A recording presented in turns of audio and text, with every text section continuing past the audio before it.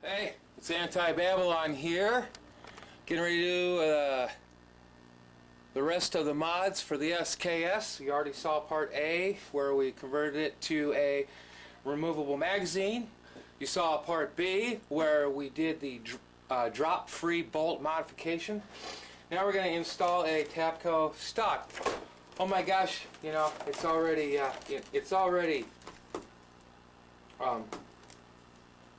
got this.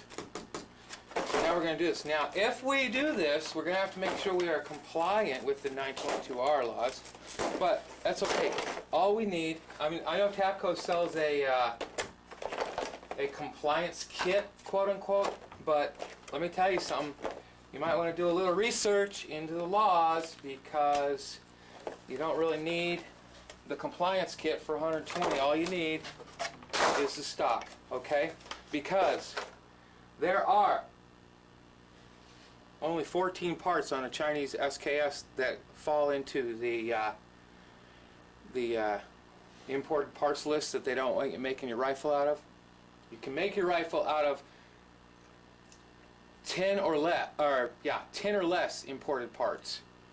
You cannot make your rifle with more than 10. So if you replace the stock and the handguard,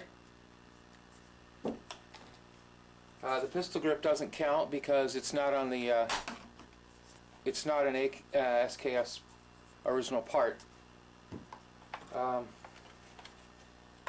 And you use a US magazine body, floor plate, and follower. You have replaced 1, 2, 3, 4 of the 14 parts that are on the ATF's list, and then as a result you only have 10 foreign parts on your rifle. Now you could also do a US made gas piston. If you had a Yugo SKS and it had a muzzle device on the end, that grenade launcher thing, then you would have to either replace the gas piston or replace the muzzle control device. But that's I'm not a lawyer. Don't take my advice as if it was law advice. Okay, here is the Tapco handguard. That's going to be the tough part of our day. You can also use the cleaning rod. You put the cleaning rod on there like that and you hit it with your boot or something. You know, if you're out in the field. I loosened this up since the last time we met.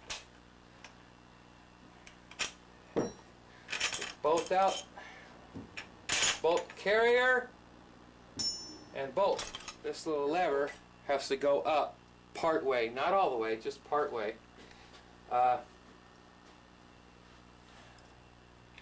Just to there. Actually, just to there, right there. You can see where it gives the handguard clearance. Handguard comes out with the gas tube. There's the gas piston. There is the rivet that we're talking about. It is larger on one side than it is on the other. You see, it's bigger on this side than it is on this side. That means we must drive it out from this side. This is where everybody runs into trouble. This is the hard part. Right here onto the wood. More stable.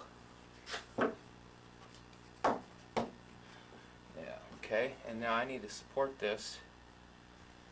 I'm going to get a bigger hammer. Alright. We're going to punch it now. Make sure we're solid on there. Get it started real good. Alright, you can see we haven't moved. It has, I mean to say, it has moved.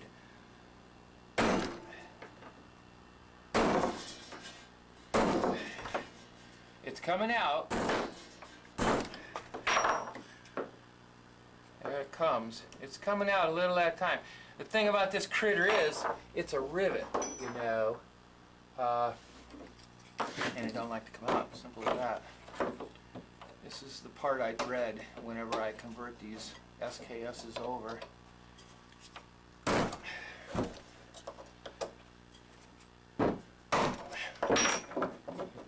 There she is. We won't be needing that anymore. We'll just set it there as a rivet. Wants to come out now, see? Loosening up, it's loosening up. There we go. Say goodbye to that. Say goodbye to my little friend. Okay. You see, it says front and rear. Let's see how we do now. Rear.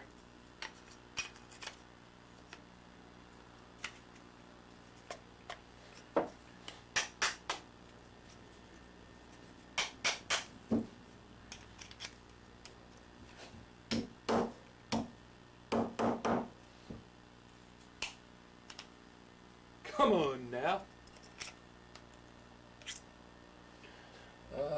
Step it up.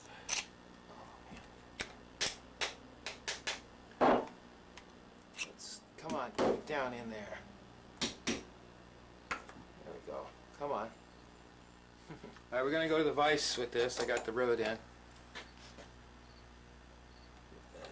Press it through into the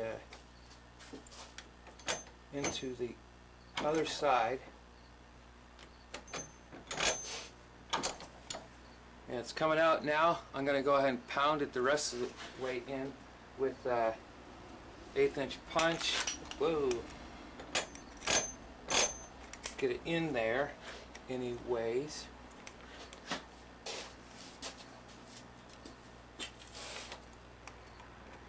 This is not easy. This is the hardest part of the conversion, by the way, FYI. Pounding the rivet in all the rest of the way.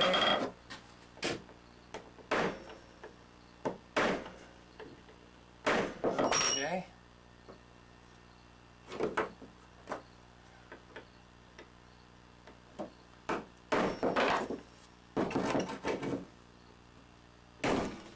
And it's in there, and now I'm gonna put it in the vise. Squeeze it. Okay, and now I am going to use a center punch to peen out the end of that rivet.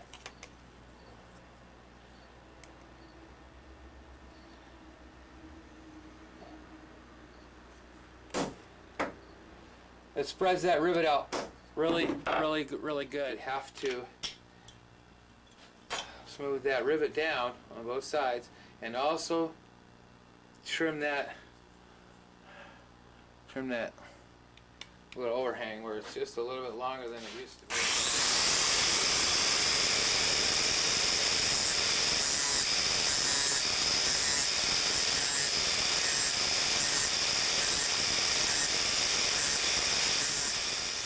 Feels good. I don't feel any burrs. I am going to put some sandpaper on that just to smooth it out. Besides, we got to knock that rivet down.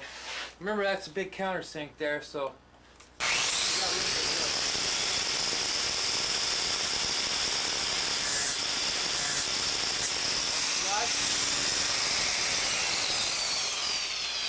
got that nice and flush there.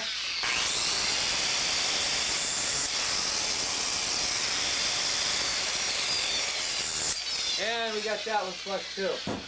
Feels really good, actually. Feels nice and flushed out, real nice. Yep. Gas piston.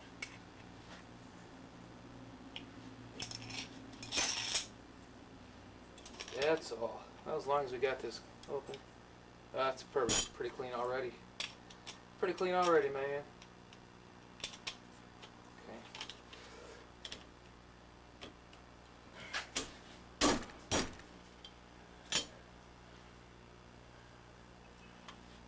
Ideally, you shouldn't need to use any tools.